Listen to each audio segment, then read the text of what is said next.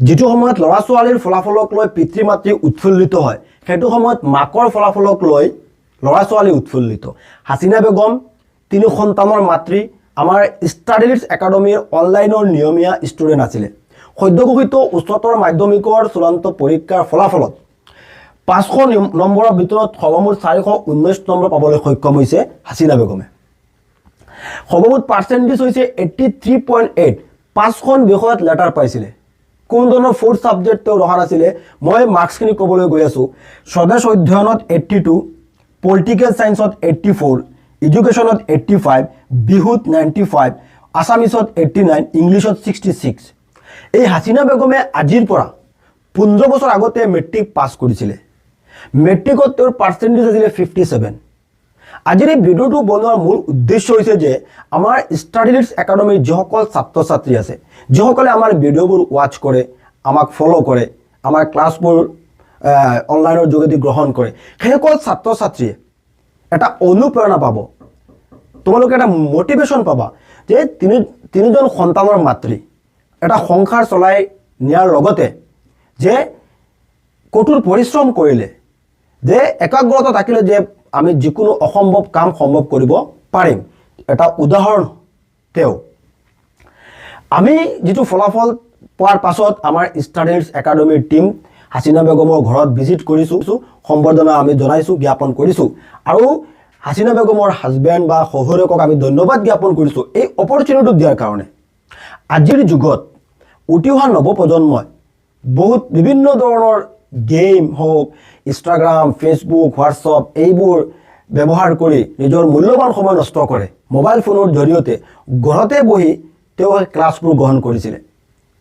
আৰু তোমালোকে যদি বিচৰা, চেষ্টা কৰা, যদি তোমালোকৰ একাগ্ৰতা থাকে, মই পাৰিম, যদি যিটো কাম সেই প্ৰায় 32 ইয়াৰ্ছৰ হাসিনা বেগমে কৰি দেখুৱাইছে, নিশ্চয় তোমালোকেও কৰি দেখুৱাব পাৰিবা। অসম্ভৱ একো নাই।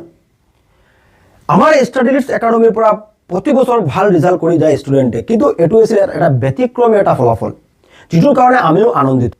2 বছৰ আগতে মোৰ ফোনত এটা কল আহিছিলে, ছাৰ মই এডমিশ্যন ল'ম। মই ক'লোঁ কোনে এডমিশ্যন ল'ব, ষ্টুডেণ্ট কোন? বোলে ছাৰ মই নিজে ষ্টুডেণ্ট। কাৰণ কথাটো অলপ ডাঙৰ মানুহৰ লাগিছিলে।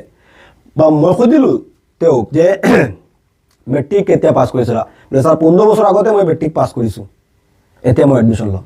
ঠিক আছে, মই এডমিশ্যন কৰাই দিলোঁ আমাৰ ষ্টাডি লিডছ একাডেমীত। আৰু আমাৰ যিটো অনলাইন ক্লাছ হয়, এটা টেষ্ট আছিলে, টেষ্টত মই কুৱেশ্যন দিছিলোঁ আৰু এনেকুৱা এটা আনচাৰ শ্বীট মোৰ ওচৰত আহিছিলে, যিটো মই চেক কৰাৰ পিছত এনেকুৱা লাগিছে 2-3টা কুৱেশ্যন অলপ হাৰ্ড কুৱেশ্যন দিছিলোঁ, সেইবোৰো আনচাৰ তেওঁ কৰি দেখুৱাইছিলে। মই লগে লগে ফোন কৰি ক'লোঁ যে এই আনচাৰবোৰ নিজে লিখিছেনে কাৰোবাৰ পৰা আনচাৰবোৰ লিখাইছে? বোলে ছাৰ মই নিজে লিখিছোঁ।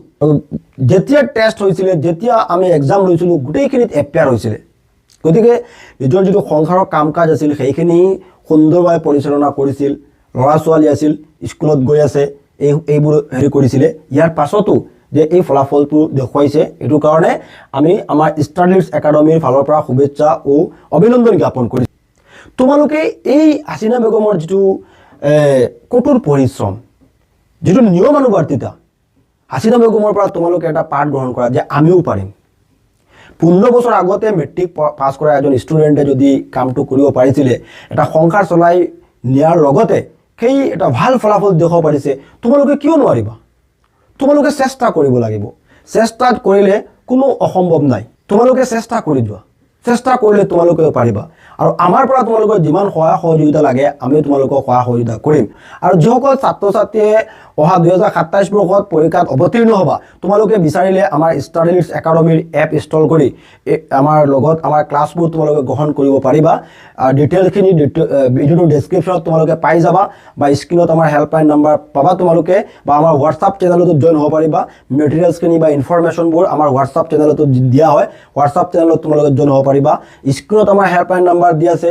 আমাৰ অনলাইন কোৰ্ছবোৰত তোমালোকে এডমিশ্যন ল'ব বিচাৰিলে আমাৰ লগত যোগাযোগ কৰি আমাৰ ষ্টাডি লিডছ একাডেমী এপটো ইনষ্টল কৰি তোমালোকে জইন হ'ব পাৰিবা। ধন্যবাদ।